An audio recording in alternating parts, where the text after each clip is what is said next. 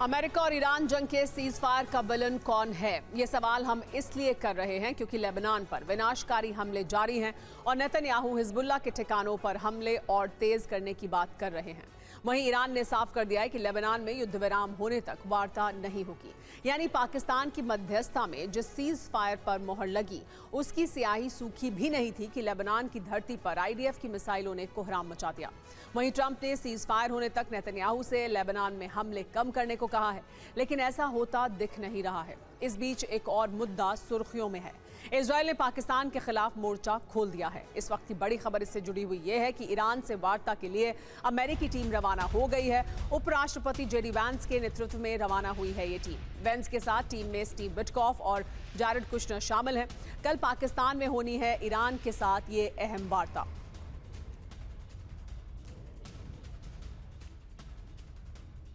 America से बात करने वाली टीम ईरान को जानिए, यानी ईरान की जो टीम है उसमें कौन कौन होगा। मोहम्मद बागेर कालिबाफ होंगे, ये ईरानी संसद के स्पीकर हैं। 5 साल ईरान के पुलिस प्रमुख भी रहे हैं। IRGC और एरोस्पेस के भी प्रमुख थे। सेना और राजनीति दोनों के बहुत अहम जानकार हैं। बागेर जोलगदर पूर्व NSA हैं। लारिजानी की जगह ली है इन्होंने। IRGC के पूर्व कमांडर भी रह चुके हैं। सख्त रुख और आक्रामक सोच वाले व्यक्ति हैं। सिक्योरिटी पॉलिसी में सैन्य दखल बढ़ा है इनके आने के बाद। इसके बाद होंगे अब्बास अरागची। अगस्त 2024 से ईरान के विदेश मंत्री हैं। कूटनीति और राजनीति की अच्छी समझ है। परमाणु कार्यक्रम को लेकर मुख्य वार्ताकार रहे हैं। फिनलैंड और जापान में ईरान के राजदूत रहे हैं। इसके अलावा माजिद तख्त रवांची होंगे। अरागची के सहायक विदेश मंत्री हैं। कूटनीति में माहिर हैं। UN में ईरान के स्थायी प्रतिनिधि रहे हैं। 2015 के परमाणु समझौते वाली टीम में भी ये रह चुके हैं। इजरायल के प्रधानमंत्री नेतन्याहू ने लेकिन इस बीच एक बड़ा ऐलान किया है।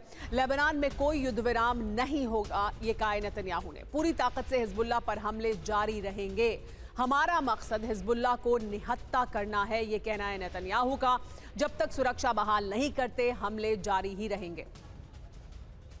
यानी इजरायल पीछे हटने को तैयार नहीं है, हिजबुल्लाह पर हमले जारी रखेगा। नेतन्याहू ने अपना पूरा मकसद भी सामने रख दिया है। कहा है कि सीज फायर का हिस्सा नहीं है लेबनान पर हो रहे हमले। लेबनान पर खतरे में है सीज फायर। हिजबुल्लाह पर रुकेगा क्या इजरायली प्रहार?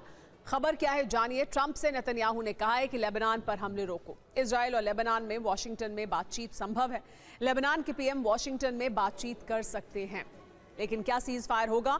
नेतन्याहू ने कहा है कि लेबनान में कोई सीज फायर नहीं होगा। हिजबुल्लाह ने कहा है कि सीधी बातचीत भी नहीं होगी। अरागची ने कहा है कि सीज फायर किया तो नेतन्याहू जेल जाएंगे।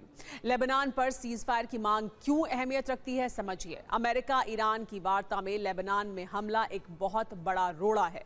ईरान का दावा है कि अमेरिका की शह पर ही इजराइल यहां हमले कर रहा है।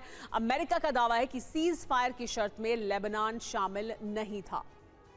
हिजबुल्लाह ने लेकिन इजराइल से किसी भी तरह की बातचीत से इनकार कर दिया है। इस बीच 24 घंटों में उसने इजराइल पर जोरदार प्रहार किए हैं। हिजबुल्लाह ने इजरायली शहरों पर 30 से ज्यादा हमले किए हैं। लेकिन इस वक्त की बड़ी खबर यह कि वार्ता से पहले ट्रंप ने ईरान को चेतावनी दी है। डील नहीं हुई तो दर्दनाक चोट देंगे, कहा है ट्रंप ने।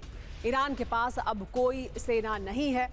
अमेरिका के साथ युद्ध में हारा है ईरान, ट्रंप ने एक बार फिर ये कहा है और साथ ही चेतावनी भी जारी कर दी है। लेकिन अमेरिका ईरान वार्ता से पहले मुश्तबा खामेनेई ने ऐलान किया है, अमेरिका से जंग में हमारी जीत हुई है। झूठे वादे करने वालों से आप सावधान रहें। मिसाइल सेना पर समझौता हम नहीं करेंगे। हॉर्मुज पर बेहतर प्रबंधन बनाने की कोशिश भी रहेगी।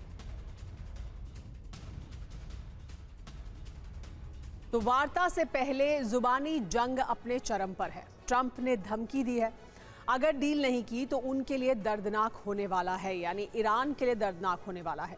बैठक में ईरानी नेता अलग बोलते हैं, बाहर अलग बात करते हैं। ईरान हार चुका है, शर्तों पर सहमत होना ही होगा। लेबनान में इजराइल को हमले कम करने के लिए कहा गया है। मुश्तबा खामेनेई ने भी ऐलान किया है, हम अपने अधिकारों को नहीं छोड़ेंगे।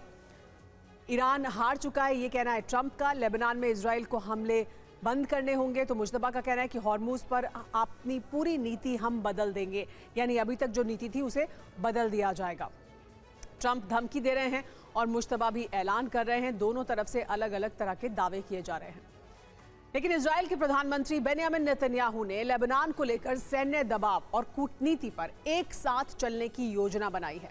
नेतन्याहू ने कहा है कि लेबनान में कोई सीज फायर नहीं है और इजरायली सेना हिजबुल्लाह पर हमले जारी रखेगी।